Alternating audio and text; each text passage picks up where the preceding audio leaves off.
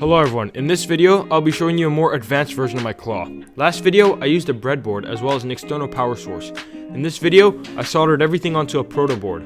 This is because a breadboard is not very robust. The wires are simply hand placed and can fall out, especially on a drone that vibrates. A proto board on the other hand has soldered wires which are much more robust. On screen is a photo of how the proto board looks like. I have buzzer pads emitting an oscillating signal that goes into the Raspberry Pi. To help troubleshoot and determine whether the buzzer signal is active, I soldered on a blue LED to the buzzer output. The signal then goes into the Pi, and the Pi turns the signal into a PWM signal to communicate to the claw. My green LED shows the PWM cycle. When the claw is closed, the duty cycle is higher, which means the light is brighter. Instead of using an external power source, I installed a 2S battery.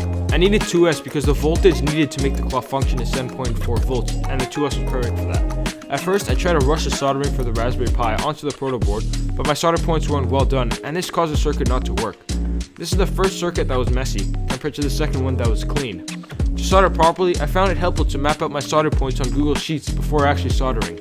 To do this, I took a picture on my proto board with the Raspberry Pi in position. I then used a variety of shape options on Google Slide to simulate resistors, LEDs, and wires. So when soldering, I could look at my laptop screen and know exactly where to solder my points. I was actually quite surprised by the toughness of speedybee's flight controller because I'd soldered some wires that had shorted the flight controller. I'd shorted the flight controller so many times, yet when I removed the wires that were causing the short, the flight controller worked as normal, as if nothing had happened.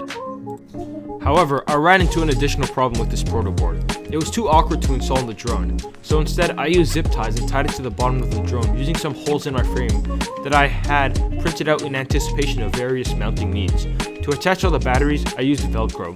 I'm working on a solution better to stabilize my claw before flying it. Here's a demo of the mechanical aspects. For now, the drone is handheld and the Raspberry Pi is tethered to the PC using a cable. However, the claw is fully controlled using the remote control via the flight controller and the Raspberry Pi. Thank you for watching.